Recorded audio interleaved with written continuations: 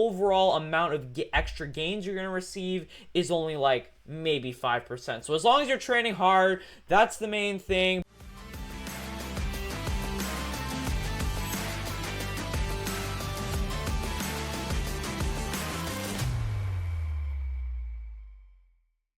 What is up, guys, and welcome back to the channel. In today's video, Eric Janicki is going to be letting us know the secrets to getting big quads. Well, I'm going to let you in on my secret right now, and that secret is going to be picking a type of squat or movement that feels great, that gives you a good high tension, a great pump on the quads, and training freaking hard. As long as you do that, you're doing 95 to 99% of the work for you. But this, what he's going to show us here, is like the other 1%, 1 to 5% that can give you that little bit of extra gains. So I'm going to be going over it, letting you know what I think, and maybe giving you some bonus tips from my experience on top of that, even though I don't have a lot of experience. But let's get right into it. So what is it, you may ask?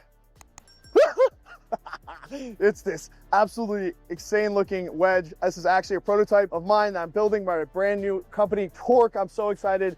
But the reason this wedge is so beneficial, what we are trying to do is achieve the maximum amount of torque for our quads. And that's going to involve getting as deep as we can of a knee angle. As we get closer to this depth versus 90 degree in terms of our knee joint, you are going to have so much more external force placed on the muscle with actually less risk of injury. You'd think that people watch my videos like, oh my God, rest in peace knees. My knees have never felt better in my life. And the reason a wedge is so effective, I'm gonna show you guys on the floor. If you come here with a super steep angle, when I come down and I go knee over toe, you see how I don't have any heel lift here and I can sit down pretty much on my butt. So this is actually great, and I know a lot of people, or anyways, I think many people should, if they're doing squats, leg press, anything like that, they should be lifting with their heel elevated. That will increase flexibility. It's safer for your knee joint. You're going to get more knee flexion.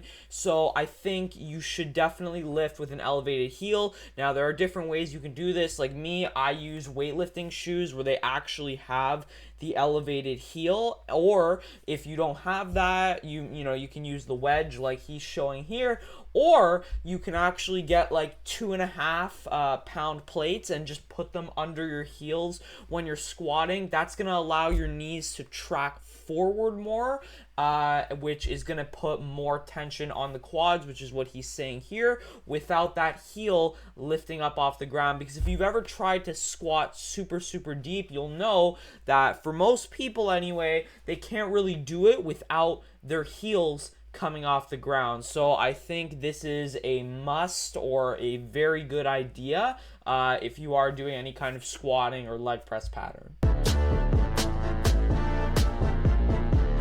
Yeah, and you could see right there, I mean, he may be over-exaggerating it a little bit. I mean, perhaps he's not, but that is what happens for most people. That creates instability, not as safe. So definitely, if you have your heel elevated, it's going to make the movement a lot safer. It's going to place more emphasis on the quads. Rock that chest open, slow eccentric load, and you see here, now I'm sitting. Look at that. Heel on the butt, no heel lift whatsoever. I have so much more torque. I'm going to press up into these handles and then drive out.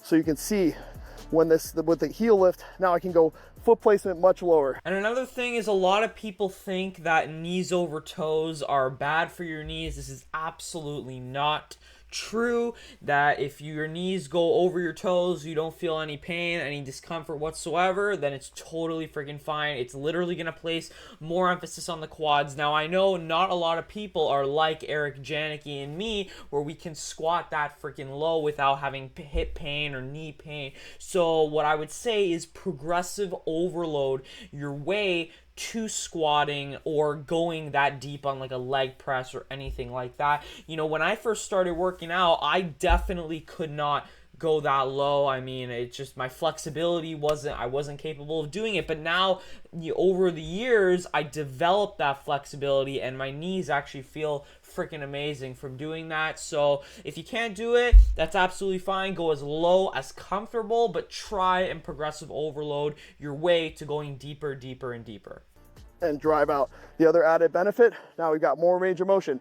If your hack squat struggles with bottoming out, this is adding an extra 3 inches of range of motion instantly. This is the goated hack squat set it. And that is especially helpful for manlets and or short kings like me, only being 5'5". You know, I kind of bottom out a lot of movements. Now, another way you can increase like the amount of ROM you can get is on a hack squat anyway. You put like yoga blocks on your shoulders, so when you're in the machine, you're getting that extra range of motion there. I bottom out a lot of machines. That's why I'm very, very picky with certain machines that I like and don't like, especially when me and my dad are getting shit for our home gym, like the I believe it's the Squat Max. I don't remember I think it's Titan Fitness. If it's not Titan Fitness, I apologize, but I think it's whatever the Squat Max is.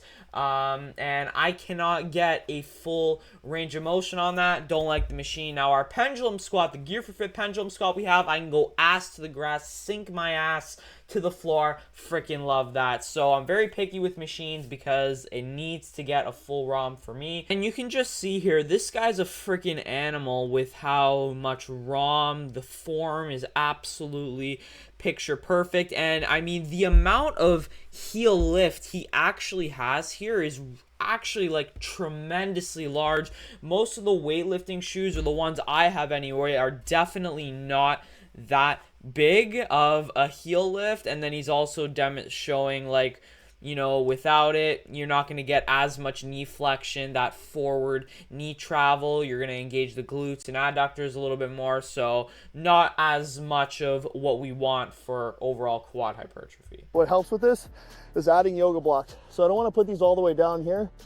Put these right about where would be kind of the upper glute would meet right about here. What we're trying to do is create a new seat essentially.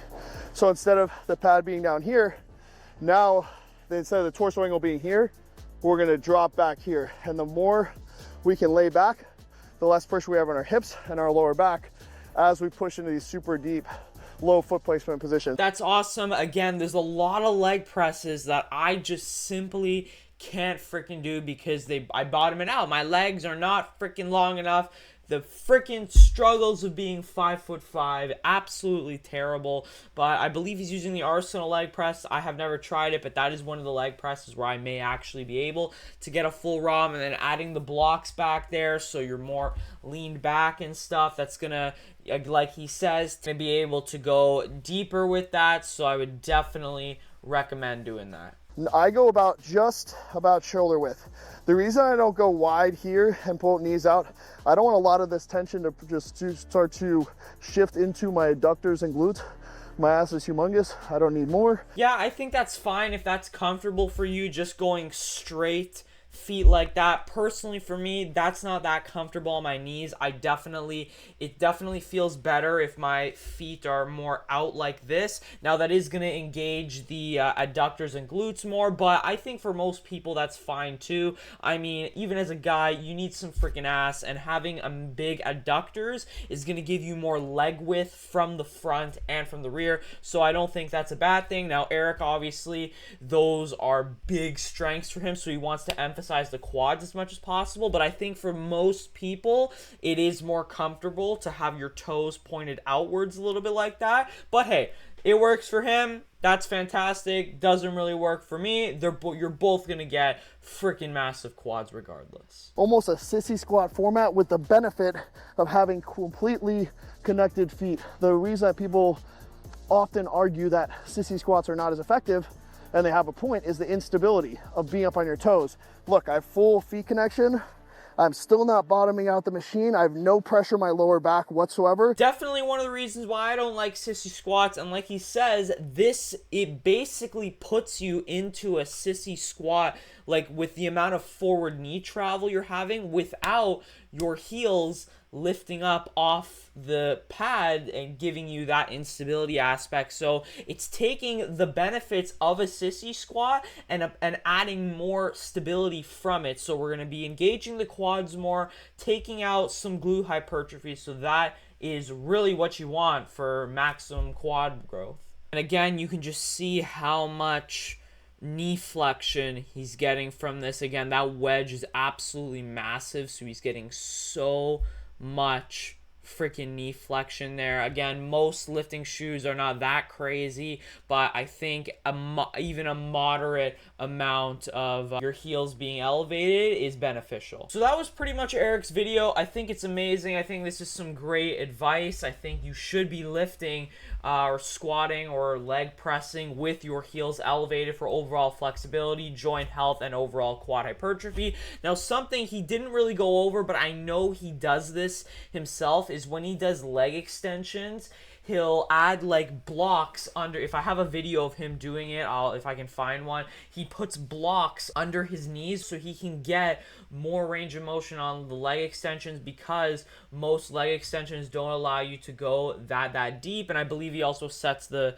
seat back to get more stretch on that rectus femoris, just overall more range of motion. So I also think that is a great tip that you can do on leg extensions, because I think leg extensions are another fantastic exercise. I think for me anyway, I always, in my leg workouts, I include one like squat or leg press variation, and then like some kind of leg extension to isolate the quad. So those are the two exercises I really do for quad growth, and I think it's working pretty well for me. So that's what I would recommend, and I think Eric would recommend too. Now again, if you don't want to do any of this, as long as you're training freaking hard and you get a great pump in the quads, regardless of whether you're using full ROM, doing the top end partials, you're still gonna make fantastic gains as long as you're training hard. All this stuff in this video is the nitty gritty 5% that may get you slightly greater gains. Now, I do think doing these things can improve your flexibility and reduce your risk of injury quite tremendously. The overall amount of extra gains you're gonna receive is only like maybe 5%. So as long as you're training hard, that's the main thing. But thank you so much for watching the video, guys. Let me know if you're gonna try any of these tips out, and I will see you in the next one. Peace.